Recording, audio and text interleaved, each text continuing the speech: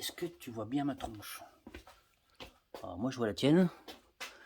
Est-ce que tu vois bien ma tronche? C'est bien, on est bien. Allez, c'est parti. Bienvenue la famille, bienvenue dans cette nouvelle vidéo. J'espère que tu vas bien. Donc, bienvenue dans cette nouvelle vidéo. Je voulais commencer par remercier les gens qui m'envoient des messages suite à mes vidéos. Merci, j'en ai pas 50 millions en privé et sur aussi du coup YouTube, dans les commentaires, tout ça, des petits messages. C'est des petits messages vraiment sympathiques. Comme quoi, ce que je fais, c'est top. Les gens visiblement apprécient mes vidéos et j'en suis super content. Comme il y avait des gens aussi qui étaient impatients de voir la suite du 8.1, donc on fait la suite du 8.1. Encore merci. Ça fait hyper plaisir. Donc, dans les vidéos précédentes, on avait, comme tu avais pu le voir, on va dire, quand même de l'incohérence dans ce cylindre-là, au niveau des diags, au niveau du taux, au niveau du squish, au niveau de pas mal de trucs, de trucs. C'est un mélange de trucs, c'est un mélange de choses et de trucs. Donc moi j'ai un petit peu bossé dessus. Je vais te montrer donc ce que j'ai fait sur le cylindre. Donc on va continuer. Il y a encore des choses que j'ai pas, que j'ai peaufiné, mais que j'ai pas pris les dernières. Je vais prendre les dernières valeurs avec toi. Donc on arrivait avant à des diags de 126, 180, non 128 je crois, 128, au tout début 126, après 128, avec un petit joint machin, nanana, on peut arriver déjà à peu près à un taux un peu plus bas. Donc bref, 128, 193, 194, je sais plus trop. Moi j'ai bossé dans le cylindre. Clairement, j'ai pas fait tout ce que j'aurais aimé faire comme si c'était le mien. Je vais t'expliquer pourquoi, je vais te montrer. J'ai repris la culasse, machin, non. Bref, on continue. Donc je vais te montrer ce que j'ai fait dans le cylindre. Que j'oublie. Attends, j'essaie de réfléchir en même temps pour rien que j'oublie.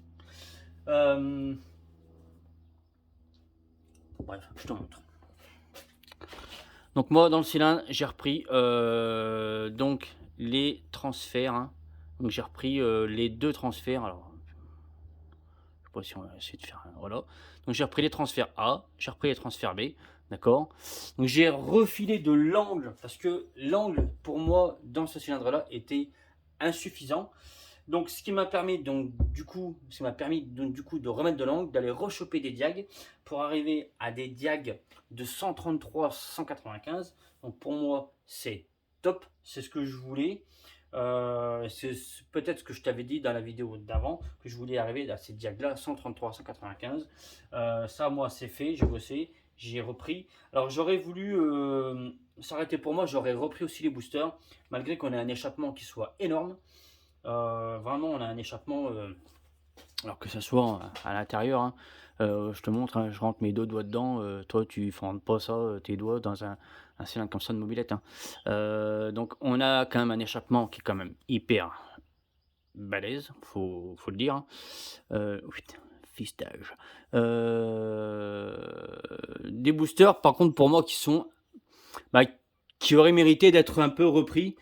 Je te remontre un peu l'intérieur, je sais pas si, voilà. Au niveau des transferts, j'ai pas une mise au point de ouf. Hein. Hop. Voilà, donc transfert A, transfert B. Donc ce qui m'a permis donc du coup de remettre de l'angle. Et pour arriver donc à 133, 195. J'aurais aimé reprendre les boosters, mais bon, le cylindre, du coup, le moteur est pas pour moi. C'est déjà au collègue, c'est son premier hybride. Il commence. Oh. Alors je t'avoue que le moteur, tu vois, je le vois évoluer et du coup, je regrette pas de l'avoir vendu, mais et ben c'est franchement, voilà. Enfin voilà, je regrette pas de l'avoir vendu, mais pas loin. Mais bon, c'est pour des choses autres, tout ça, bref. C'est quand même pour moi, je pense, un sacré cylindre. Donc voilà, donc je me répète, hein, reprise des transferts A, remis de langue, arrive à 133, 195. Les transferts arrière, on est à 131, donc on est un poil plus petit. On a un poil moins haut, on va dire, en diag. Donc derrière, repris à plat. Donc il y a beaucoup de travail dans les transferts du coup arrière pour redescendre tout à plat. Les avant, ça va vite. Hein. Pour les reprendre, ça va quand même assez vite. C'est un cylindre qui est assez quand même facile à bosser, qui est quand même assez agréable.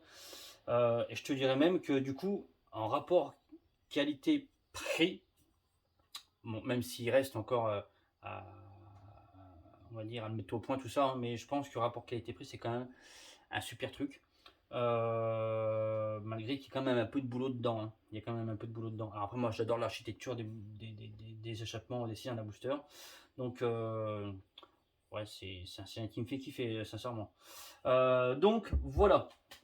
Moi, j'ai repris aussi la culasse. Alors, la culasse, elle n'a pas été simple à reprendre parce qu'elle laisse pas beaucoup non plus de possibilités de reprise. Mais bon, j'ai repris la culasse. J'ai repassé un petit coup tout ça au propre. Hop. Voilà, pour arriver, normalement, on va prendre les derniers, le dernier taux ensemble pour arriver aux alentours des 14. Donc, loin des 19 qu'on en était parti au tout départ. Je voulais, là, donc, moi, arriver à essayer de tabler sur un taux de 14, 14,5 maximum. Donc, bah, normalement, on y est. On va voir tout ça après. Donc, ce qu'on va faire, c'est qu'on va monter tout ça. J'ai beaucoup blablaté là, hein. Ah, j'ai dit des trucs, hein. J'ai peut-être même dû me répéter quelques fois, mais c'est pas grave. Donc, chose importante, avant de monter un moteur, comme d'hab, hein, on fait la même et on recommence. On prend le jeu à la coupe au segment. Donc, c'est du piston Météor. Donc, à la base, c'est donc comme je disais, les mêmes que dans. Attends, bon, j'ai une connerie. Si, c'est piston Météor. Donc, c'est les mêmes que dans les fast et tout ça. Donc normalement, on va essayer de choper 0,30, 0,35. On va regarder ça. Donc là, on a 0,30, ça passe, hein. Donc je préfère quand même vérifier. Je sais que dans un fast, même si je vérifie quand même dans un fast, on est bon. Là, je préfère quand même vérifier. D'accord. Donc 0,30, ça passe. 0,35, parce que là, c'est pas du fast, hein. Je connais pas. Ouais, c'est peut-être un peu limite, hein. Et ben 0,35 0,35 passe. Donc on va dire que et ben à ce niveau-là, on est bon. On est bon, on est bon. Donc la petite lettre, toujours côté culasse. Est-ce que je te disais l'autre jour? Je crois que je te l'ai dit d'ailleurs, je sais plus. Il me semble, hein. Donc la lettre côté culasse. Donc là on est sur du joint papier. Donc qui dit joint papier dit pas de pâte à joint. Jamais de pâte à joint avec des joints papier. Voilà. Jamais, jamais, jamais, jamais, jamais. Alors surtout que tu as deux types de joints papier. Tu sais, tu as les joints papier, papier, on va dire. Voilà. Et tu as une espèce de joint papier aussi un peu glacé.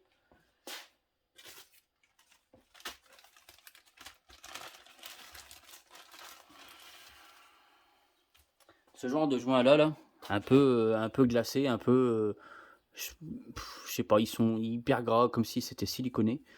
Tu vois, d'ailleurs, ils sont même assez brillants, hein. Donc là, alors là-dessus, surtout pas de pâte à joint, parce que là, c'est sûr qu'en fait, un moteur, quand il tourne, quand il marche, hein, quand il fonctionne, quand il est en fonctionnement, tu as toujours des petites frictions entre tes pièces comme ça. Et alors là, le joint, il se barre. C'est sûr que là, il se barre. Donc, joint papier, jamais de pâte à joint, et juste huilé. Voilà, juste huilé. Juste huilé, c'est tout. Tu mets de l'huile et c'est tout. Voilà. Pas plus, pas plus. D'accord? Donc, on va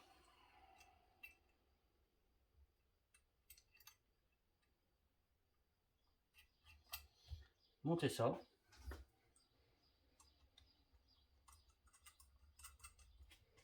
Mon voisin qui a démarré son 125. Ouais. Donc,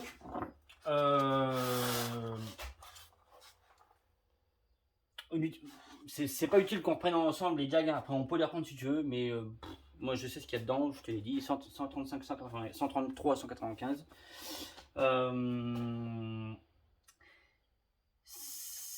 C'est vraiment, je pense, un cylindre qui va sortir des chevaux. J'en attends, j'espère, peut-être même qu'un jour on arrivera à le passer au banc, ce moteur-là. Moi, je pense, je vais essayer, moi, de le monter dans mon châssis, ce moteur-là, pour faire une peut-être une petite mise au point. Je ne sais pas encore si je vais arriver à ça. Le propriétaire m'en avait déjà un petit peu parlé, il me l'avait demandé, hein. Bon, c'était quand même un petit peu compliqué parce que ben, moi, il fallait que je change 2-3 trucs sur mon châssis pour pouvoir adapter ce moteur-là. Enfin, surtout le mode de démarrage. Moi, j'ai un démarrage à la tirette. Là, il faut un démarrage à la poussette. Il faut un démarrage à la poussette, un démarrage à la poussette.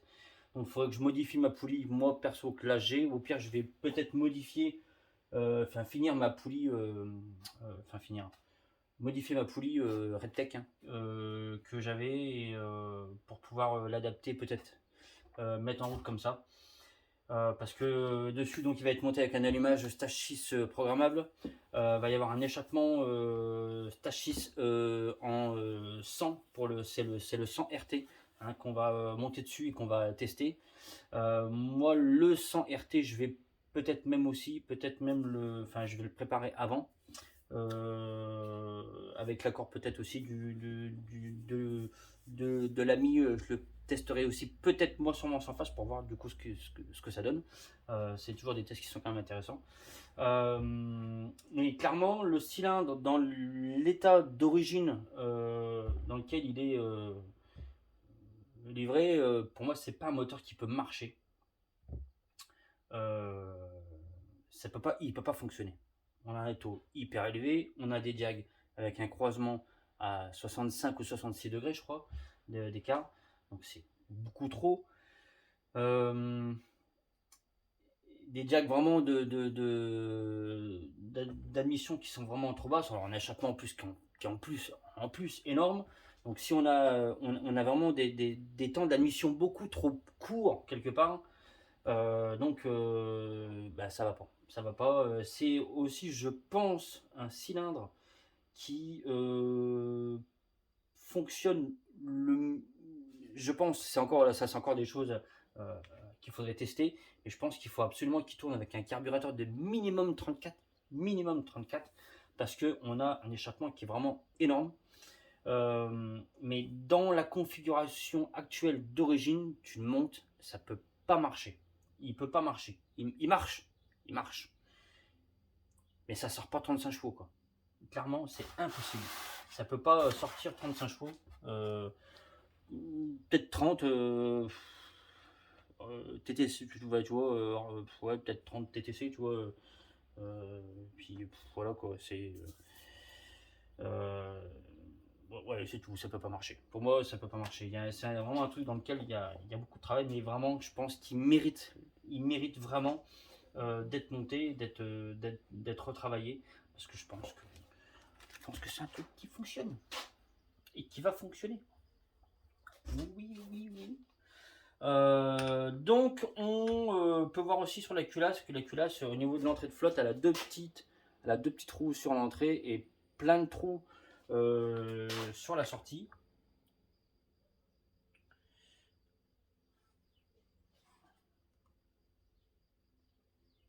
Tu vois ce que je veux dire?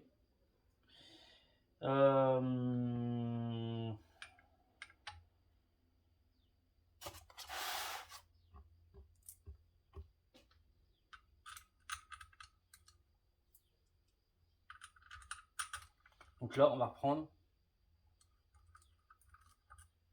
le squish. J'ai pas mis d'étain. T'as pas fait attention? Bah moi j'ai fait attention. Donc le squish.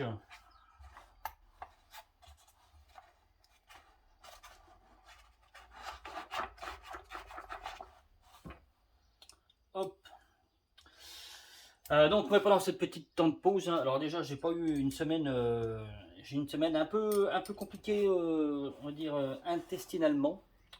J'en dirai pas plus, hein. Mais ça a été un peu compliqué. J'ai bossé aussi avant aussi sur le moteur qui est là, le Bidalo, un 90 Bidalo, 90 Bidalo de mon ami Jérémy. Sur lequel il y avait un changement de roulement, une préparation de cylindre. C'est un cylindre qui fonctionnait déjà hyper bien avant. Et le but était qu'il fonctionne encore mieux maintenant. Donc il y a eu un petit peu de taf dessus. Je t'ai pas montré, je t'ai pas fait vidéo, je t'ai pas fait, je t'ai pas fait, je t'ai pas fait, je t'ai pas fait. Donc, putain, à chaque fois je regarde le téléphone comme ça avec la petite lumière, après je vois plus rien. Je suis aveugle. Donc là on a un squish de 0,65 au plus serré et 0,70 et 0,70 après. Il est peut-être un peu serré quand même encore sur le squish. Je vais voir peut-être à rajouter après le deuxième petit joint. Le deuxième petit joint peut-être. À lui que tu mets sur la culasse. Ben maintenant on va prendre le taux. On va prendre le taux. On va prendre le taux mon ami. Et on sera un peu plus fixé. Qu'est-ce que t'en penses?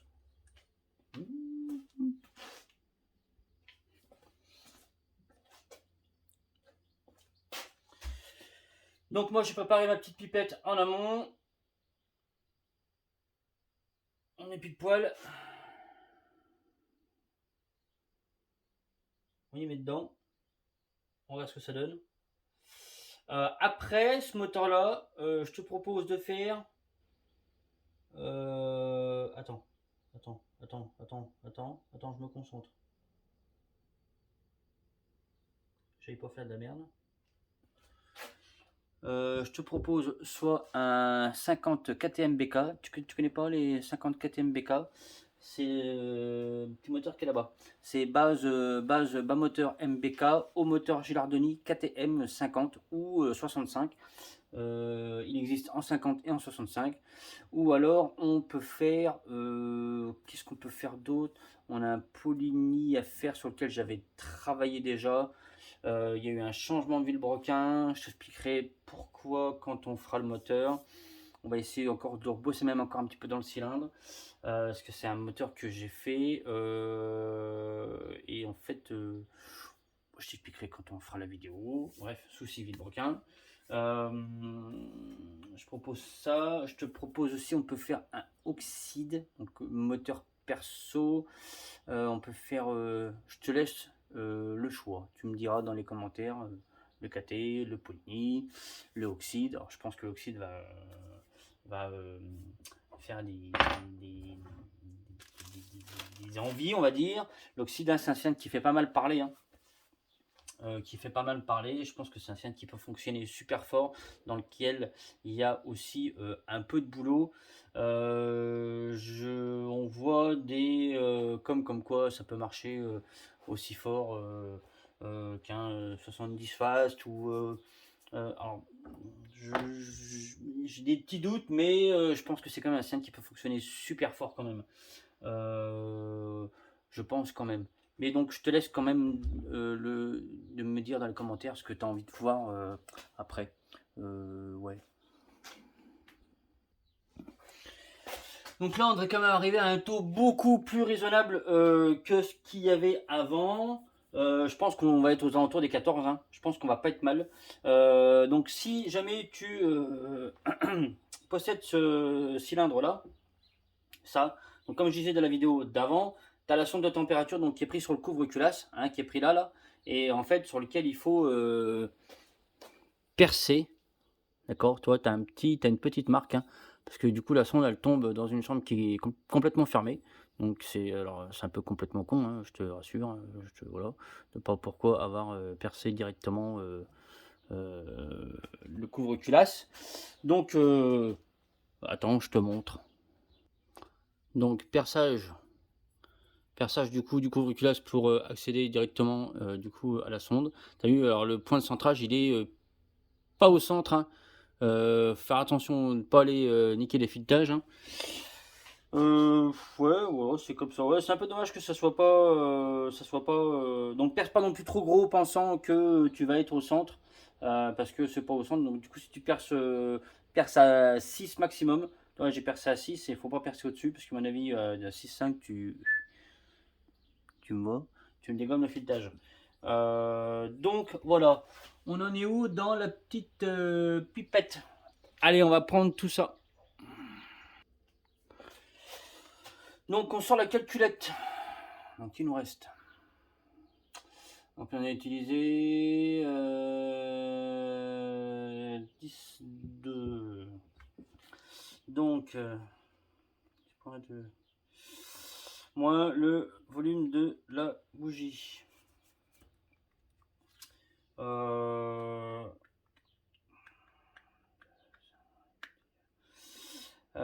7. 7, 7. 7, 7. 7, 7, tu retiens, comme d'hab. Hein. 100 plus 7.7 est égal, je divise par 7.7.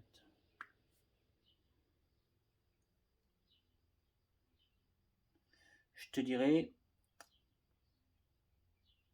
pas pile poil, mais presque.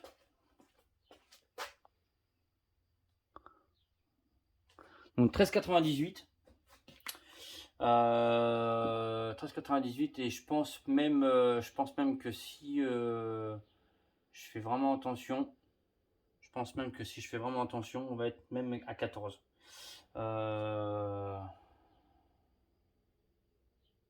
Ouais, clairement.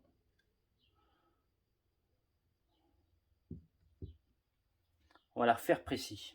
On va la faire précis.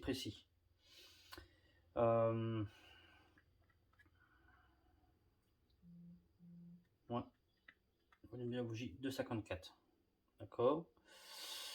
Est égal à 7,66. Tu retiens 7,66. Donc 100 plus 7,66. D'accord. Égal, ça divise par 7 pour être 6.